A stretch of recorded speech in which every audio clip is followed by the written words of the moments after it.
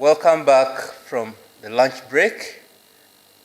It was really short, but I thank you so much for having tried to work within the available time.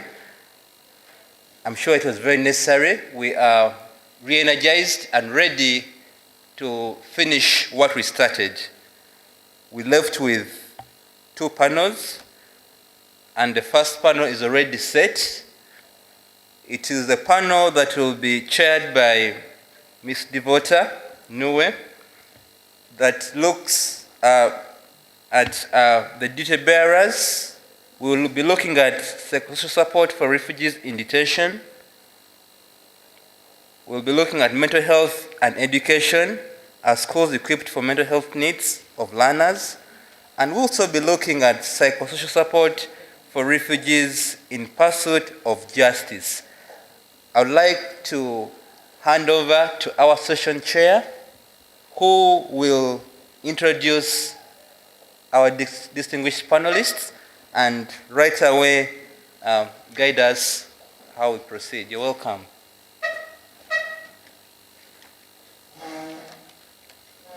Thank you. Good afternoon, everyone. I hope you all had a good lunch. You need to stretch, or the sugar levels are now okay? Okay. So we just have some energy for the last push. So welcome to the 7th panel for duty bearers. My name is Devota Nue. I'll be moderating this session. I know I'm wearing the mask as a necklace, but I'm a bit physically distanced from the rest of you. So we have 3 people who will be presenting, and we have on this panel, we shall have His Worship Moses Angulia. He's from the Judicial Training Institute. He will be presenting about psychosocial support for refugees in the pursuit of justice. Then we also have Aisha Kayongo. She's from Uganda Police. She works in the Human Resource Department. She'll be presenting about psychosocial support for refugees in detention. And then lastly, we shall have Ajilong Harriet. She is the commissioner in the Ministry of Education in the Guidance and Counselling Department. And she'll be speaking on mental health education as schools equipped for mental health needs of learners, especially in this time of COVID. She can give us an update and also looking at the context of refugees. So without wasting time, I'll just have to give apologies ahead of time.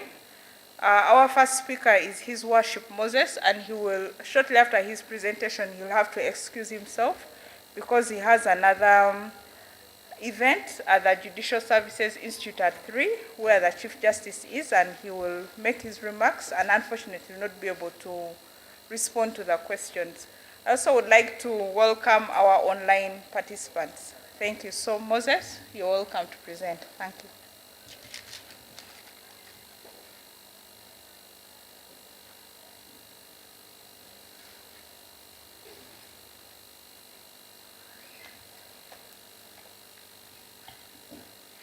Good afternoon to you all. I would like to thank the organizers of this conference for thinking about judiciary and making it part of the discussion. We are really very grateful. The topic given to me for presentation this afternoon is psychosocial support for refugees and hosts in pursuit of justice.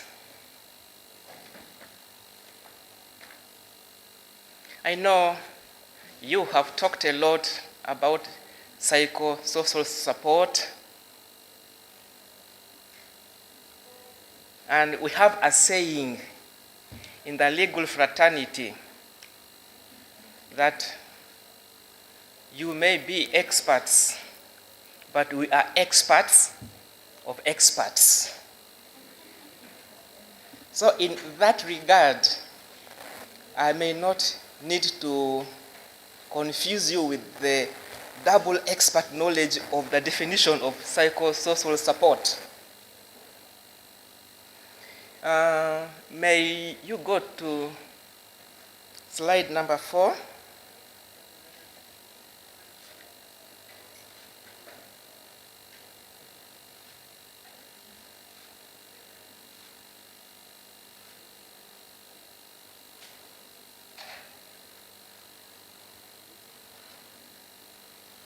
Yes, proceed.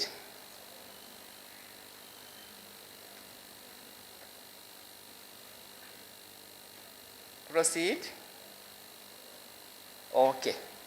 Let me begin from here because the previous presenters talked a lot about stress and other associated factors that refugees and host communities suffer.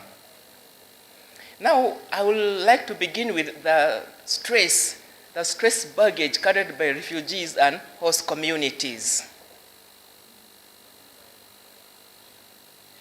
This category of special people have the following: depression, self-pity and self-esteem, bitter feeling, aggressiveness towards others, suicidal feelings, condemning themselves and perhaps even God, breakdown of community services, loss of sense of security, and loss of income.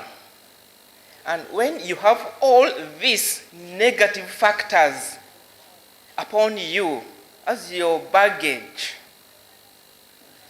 as our sister Rita says, as the stress level rises, cognitive function diminishes.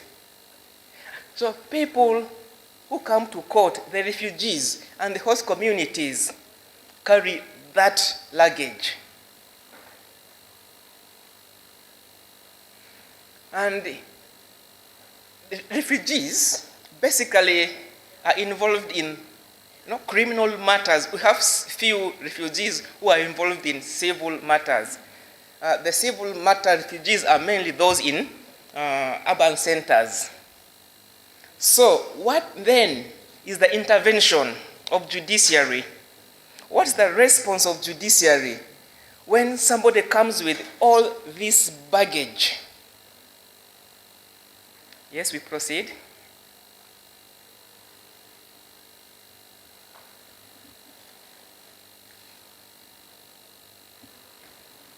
Yes, proceed. Now, judiciary, in responding to the plight of refugees and host communities who are in the pursuit of justice, has done the following. Judiciary has established justice centers. Justice centers were established by the Honorable Chief Justice in 2011 as a result of cries from various categories of people that we have these people, how are we catering for their psychosocial needs? So, the justice centers of Uganda were established. It's an autonomous body, but within judiciary, it was established to provide legal aid and psychosocial support for indigent members of the community. We leave alone the rest. We specialize on the indigent and the very vulnerable. So Justice Centers Uganda works in so far 12 districts. For Kampala region, or the Greater Kampala region, we have the head office in the High Court, Uganda, and we have an office in Mengo, we have an office in Mukono.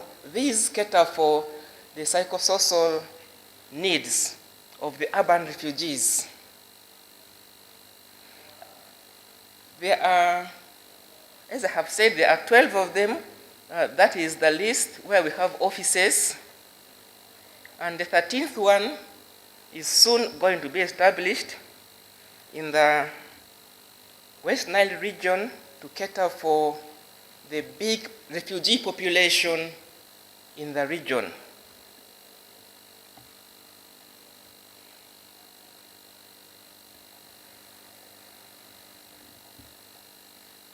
So what is the mandate? What is the core mandate of Justice Centers Uganda? Justice Centers Uganda offer legal services on phone and for clients who walk in. And in so doing, they do psychosocial counseling, they carry out mediation and follow up on memorandums secured through mediation. They conduct litigation in court. And carry out comprehensive referrals. When a client comes to them, whether a refugee or host member of the community, and if they see that your case is beyond their management, then refer you to the next appropriate body that can handle you. And they actually work very closely with the Uganda Counselling Association. So in carrying out their mandate, Justice Centers Uganda reaches out to vulnerable communities through meetings with communities and specific outreach for women, children, and the disabled. I remember when I was Chief Magistrate in Tororo, that was in 2010, 2011. That time, you remember the violence, the election violence in Kenya. There were many refugees who came to Uganda, and Tororo was the epicenter. We will work together with the Justice Centers Uganda. We'll go and counsel the refugees and talk to them, to support them through the difficult times they are going through. So Justice Centers engages partners in academic and other institutions on how best to handle the matter of refugees. You remember there was a question which was posed for Ezra to answer. Do you just consider refugees as commodities? No. There are bodies working to ensure that something tangible is done to support refugees. So, Justice Centers establish solid networks of collaborators that facilitate research on issues concerning access to justice. So they are out there doing research. So when they come to your door knocking, please be open and support them. They lobby for changes in laws, policies, and practices that affect the poor person's access to justice. They also aim to improve institutional capacity of their staff. You see, psychology and psychosocial support, or counseling generally, is not taught in the School of Law. But Justice Centers Uganda has lawyers, and most of these lawyers are being taught the skill of counseling.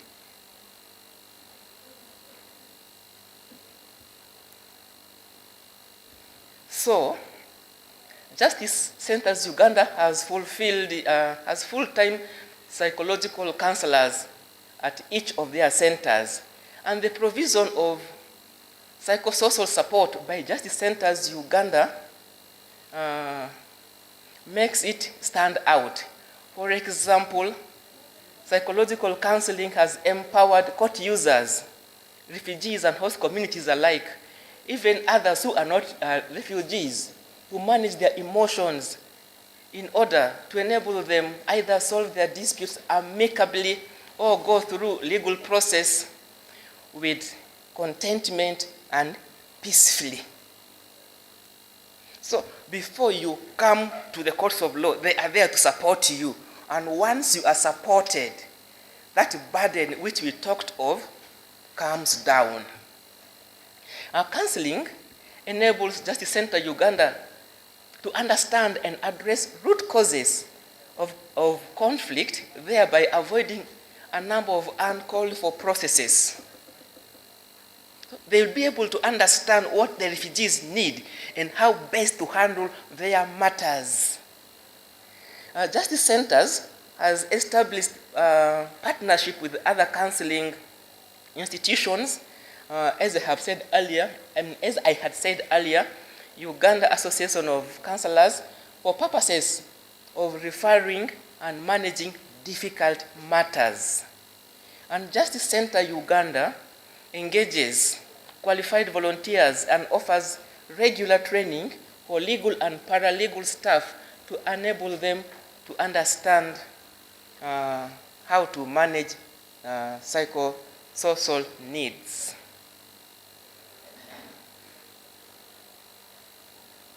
So what is the relevance of psychosocial support to refugees and host communities?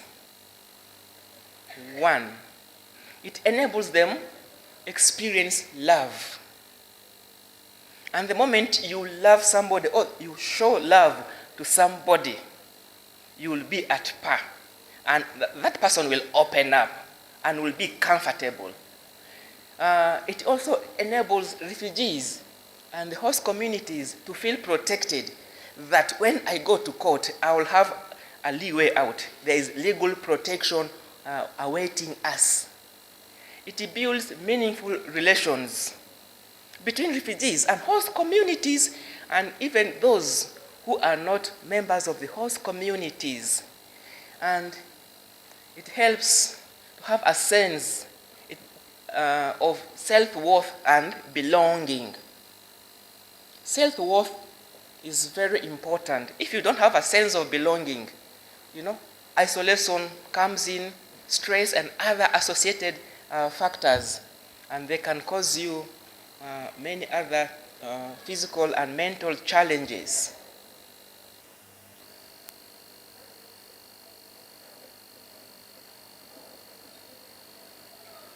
So what are the outcomes of psychosocial support offered by the courts of judicature through the justice centers?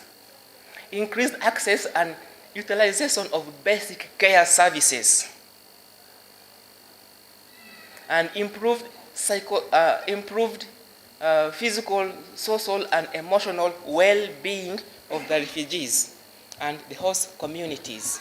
So the moment your well-being is catered for and you have access to the basic services, then you stand an upper chance of moving on a sound and solid ground. Judiciary has partnered with the Refugee Law Project, and one of the innovations is to conduct mobile courts. Actually, as we talk now, there is a mobile court session going on in Lamour. And these are not simply mobile court sessions in the legal sense. They begin with counseling.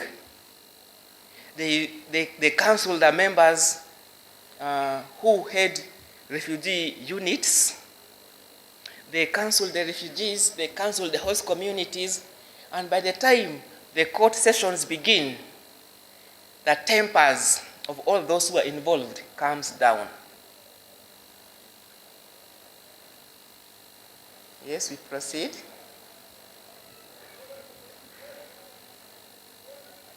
We proceed, yes.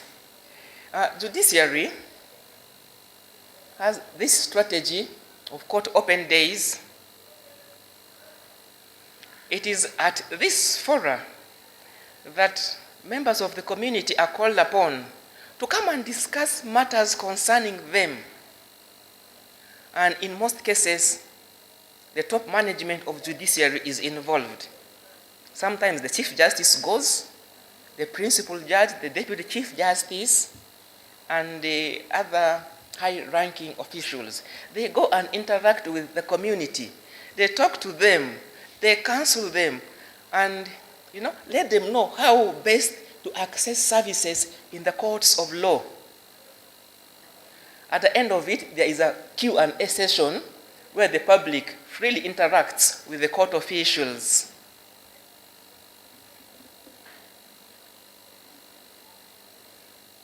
There are also recent developments which are intended to help the needy, the vulnerable, the indigent in access to justice. For example, the small claims procedure. Here you don't need lawyers to represent you. You go to court as you are, and your matter is settled as fast as possible. There's a time limit within which to handle small claim cases. And I remember the fastest time has been set by me when I was Chief Magistrate in Masindi. Within 30 minutes, I had already settled a dispute worth 9 million shillings. So it's a very good procedure for handling matters. Mediation. Sometimes you do not necessarily need to go to court and battle matters. You need just to, dialogue with your colleague, with your opposite partner, to see where the strengths are, where the weaknesses are, and arrive at an amicable conclusion, a memorandum, which can then be enforced. Of course, judiciary has public relations officer who helps in advocacy, sharing information, and in public relations. That is very important in matters concerning refugees and the other members of the public at large. We have also other interventions. We have justice centers, we have the Refugee Law Project, which comes to train us, and once we are trained, we also train other members of the judiciary in how to handle matters concerning refugees. We also have a partnership with UNHCR, with OPM, on how to promote psychosocial support for the refugees.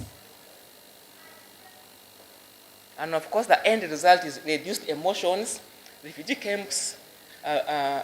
camp leaders are being trained to handle minor cases and reconcile conflicting parties as a result of this.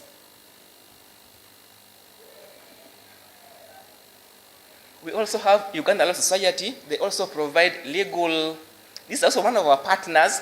They provide legal aid services and also counseling to the indigent.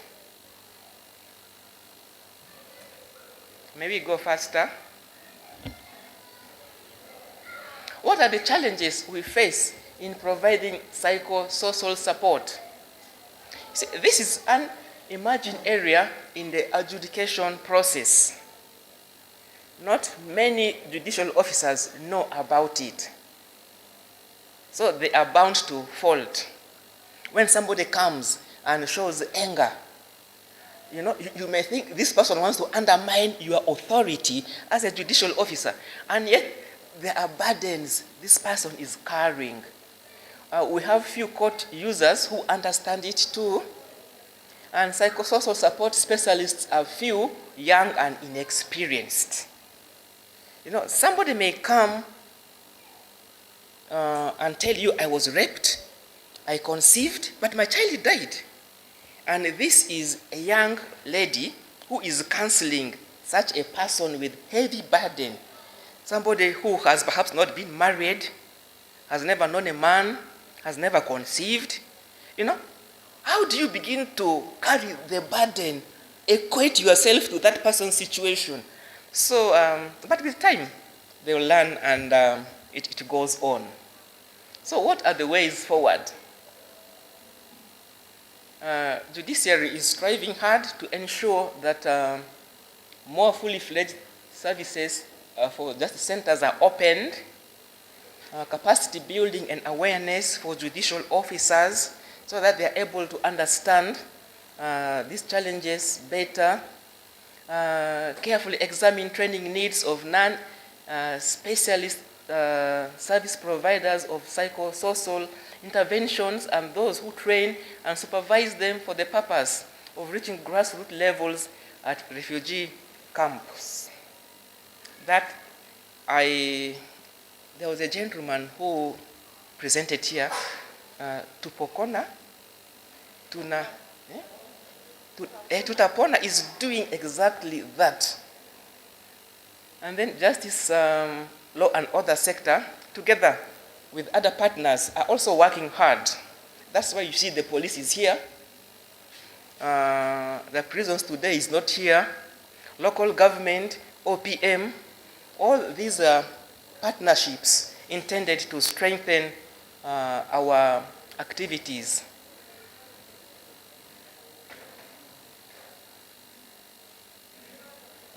Partners who campaign, partners who champion refugee cause should closely monitor and evaluate the effectiveness or potential harm of psychological interventions, such data can be shared for ongoing interagency and global learning. And this is actually what Ezra had talked about in the afternoon before we went for lunch. Yes. There is need for refugees to cope. Coping mechanism is very, very important for refugees. Coping mechanism and resilience. How to be resilient when you now have this challenge. But above all, let us continue to dialogue, support each other. And I'm indeed grateful that today we are part of this. And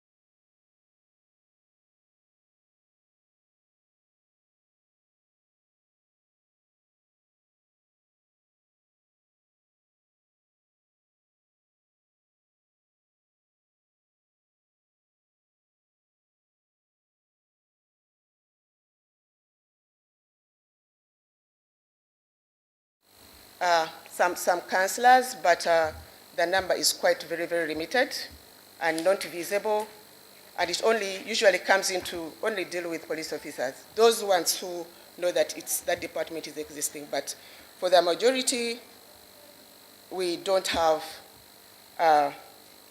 counseling services.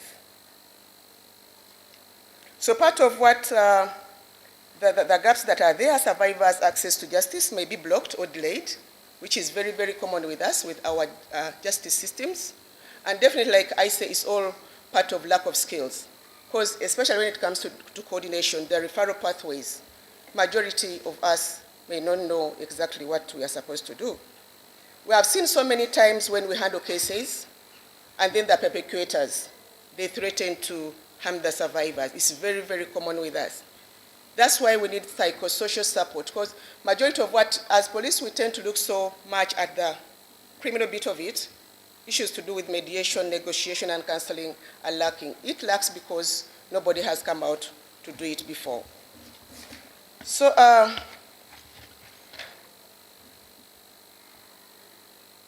let's get to 23. So, other challenges, we have issues to do with, of course, costs. All what we do comes with funding. A refugee comes to report to police.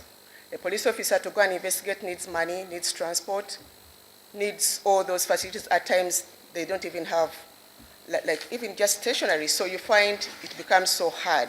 It may be so hard when it comes to communities like for the refugees. So as part of our psychosocial interventions for detainees and their families, what have we done so far?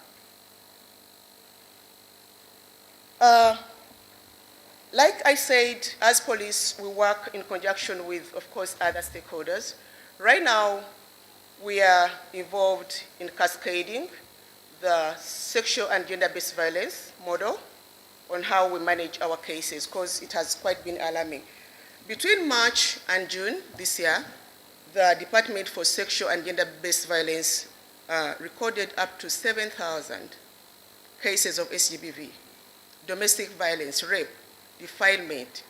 So we had to come up with a strategy on how best this can be helped, because we are seeing so many, including even people dying, so many broken homes.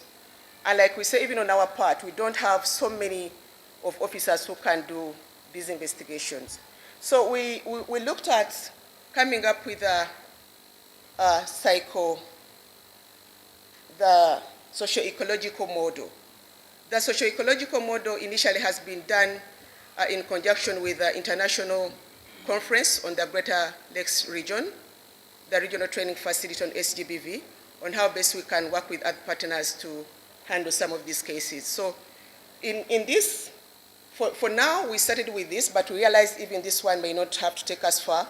So we also engaged a holistic model, like the one which is done with the Democratic Republic of Congo, where we have all stakeholders. We look at a survivor in a way of a chair, where you can have all the four legs and then the survivor sits on top. The stakeholders we looked at psychosocial as core. Then we are looking at the legal component, legal meaning and including the judicial system, where police and the judiciary fall. Then the socio-economic model. Socio-economic model meaning now, oh, okay, fine, these detainees are here, even if someone now came into contact with the law, they are not about to leave. How best do we help them to see them integrate into our communities? So it's part of what we are looking at, and then also the medical, because we all can't work as individuals. So we look at the socio-ecological model, which deals with the individual in relationship to the family, to the community and society as well. Then we incorporate together with a holistic model of engaging other stakeholders. So part of what we do, again, is to do with community policing. I believe most of you have worked with our community liaison officers, who usually come and partner with the public. They speak to them, they see their problems, and then they find means on how we are going to help. During COVID, Director Health Services for Uganda Police deployed police surgeons. I believe those ones working in the field, you have seen police surgeons working before with you.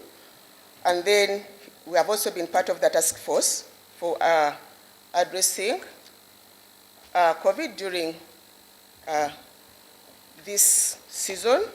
And also Director Legal and Human Rights also has lawyers who are working closely with these settlements and the hosts in all those regions. So part of the recommendations right away that we could look at and how best we can address these challenges that face with that, not only the detainees and the host communities, we emphasized immediate training of police officers in specific psychosocial support and mental health. We appreciate the ones we have are more of medical, but we are not even enough to be everywhere. So a psychosocial training curriculum, we do training, but we don't have a particular curriculum we use for training these officers, where we engage all other directorates of child protection, SGBV, gender, canine health workers, and then embracing the holistic care model, establishing counseling desks. Ladies and gentlemen, if this can be done perhaps maybe at a regional level, because we have close to 28 regions, below which we have districts. If those ones were to be there to help with part of this, it would be also of help to us. Then issues to do with the proper coordination of other stakeholders on how best we address. Then the funding opportunities, including having funding by the government of Uganda, because the core mandate of protection of civilians lies with the government. We embrace change. And finally, I can talk about us having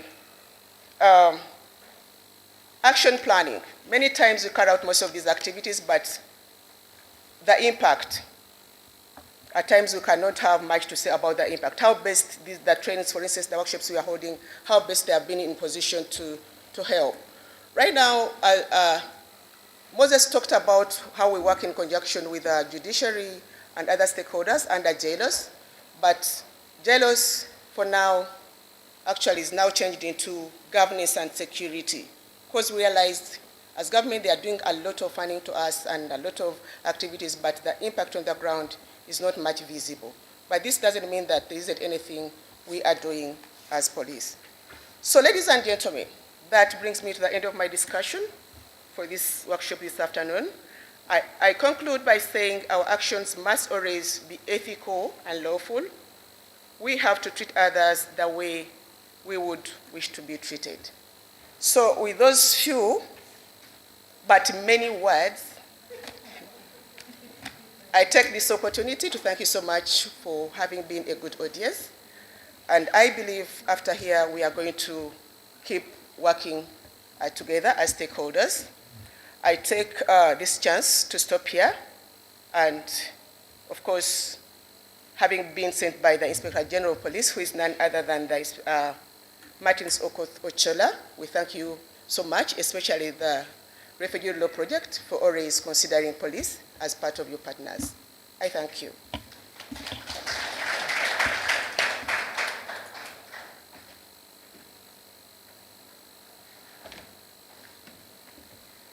Thank you, Hajat Aisha. I must apologize. The session is taking a bit long, but the discussion is also very, very important. One of the questions that I had in my mind is, would you consider recruiting counsellors as police cadets? Maybe that's the challenge for us as counsellors. So without wasting time, we shall have our last speaker, Ms. Ajilong Harriet. She is the Commissioner in the Ministry of Education from the Guidance and Counselling Department. Thank you. You're welcome to make a presentation.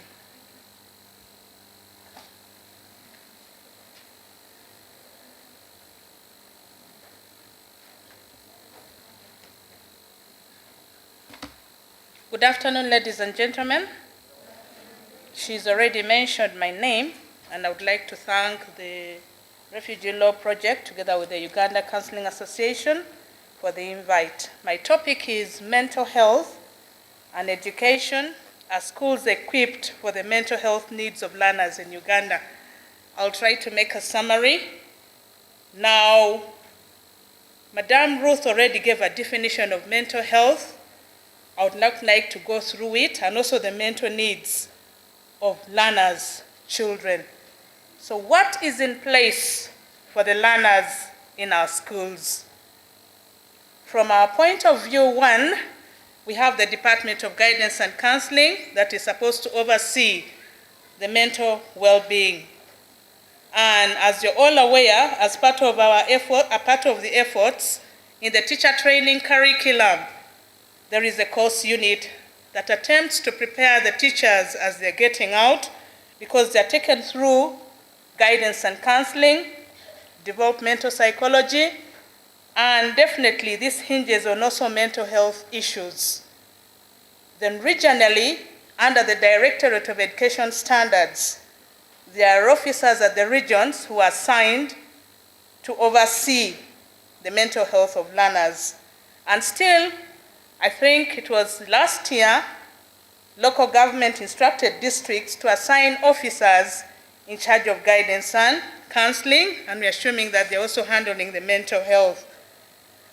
Then traditionally, in every school, whether it's primary, secondary, or the colleges, we have persons who are called senior women or senior men teachers, including teachers in charge of guidance and counseling. And one of their major roles is also to address the psychological, social, developmental, and emotional needs of the learner so that they ensure good mental health. Now, also still working with partners like Ministry of Health, many cases have been referred to Butabika Hospital. Those who have had challenges with the mental health, and also working through the Ministry of Gender and Social Development, there is a Sauti line where abused children call in and receive psychosocial support. Now, with the outbreak of COVID-19, it has not been easy for the children, even for the parents and for all of us. It is now that we began to realize that psychosocial support is very important in light of what it has caused us.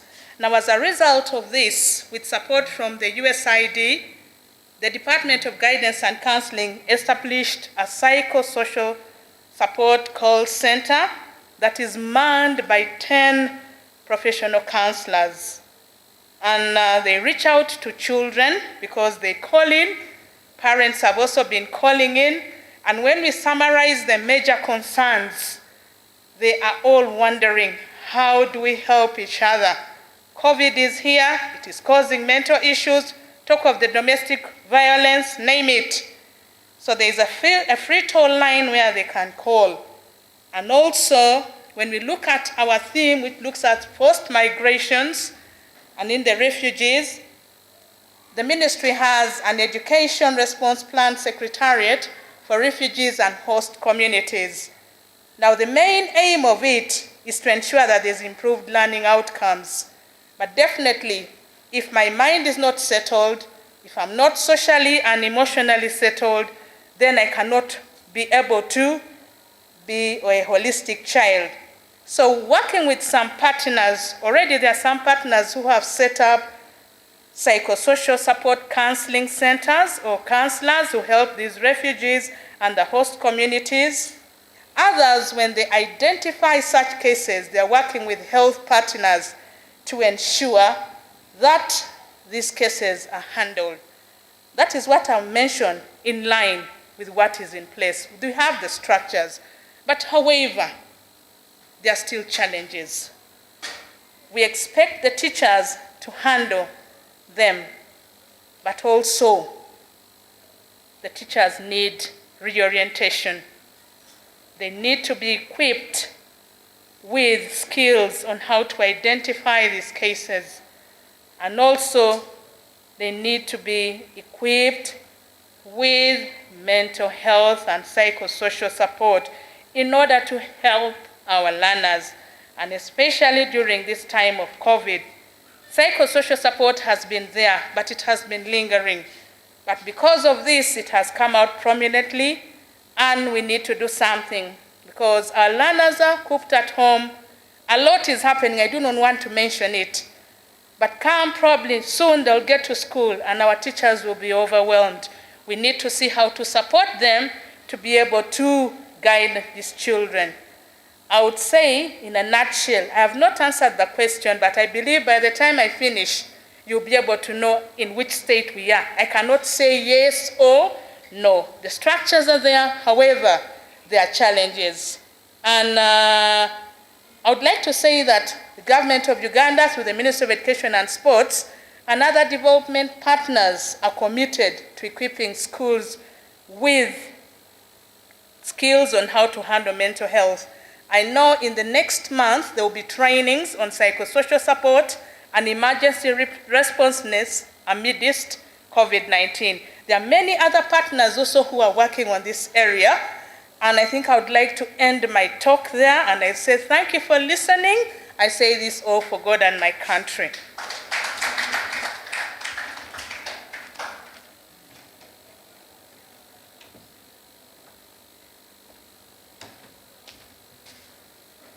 Thank you, Harriet, for that presentation.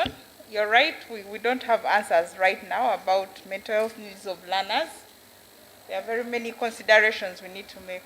Our time is fast spent. We have gone beyond time. So I would request that maybe we'd have 2 questions from the floor and then also get comments from online. If we just have 2 comments or questions and then we get also comments online and then we close the session. Thank you. Yes.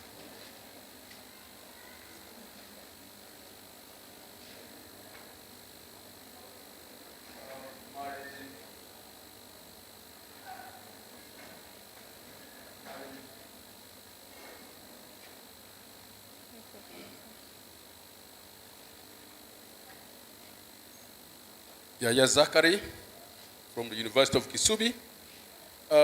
My comment goes to Afande Aisha Kayongo. I remember having done some internship at the police. That is in Entebbe. Some training, internship training. With the Department of CFPU, that is the Child and Family Protection Unit. I wonder how they really have been managing. I wonder how they have been managed because when I was there, it was like a hospital. You'll find a very big line of people.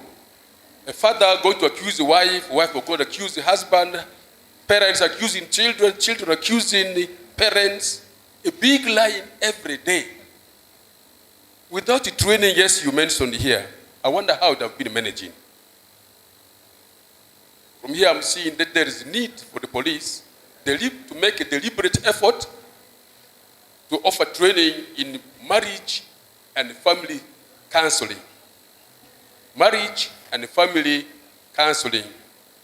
The most immediate thing probably, I'm not asking you where to send them, but if you can send them to Kisubi University,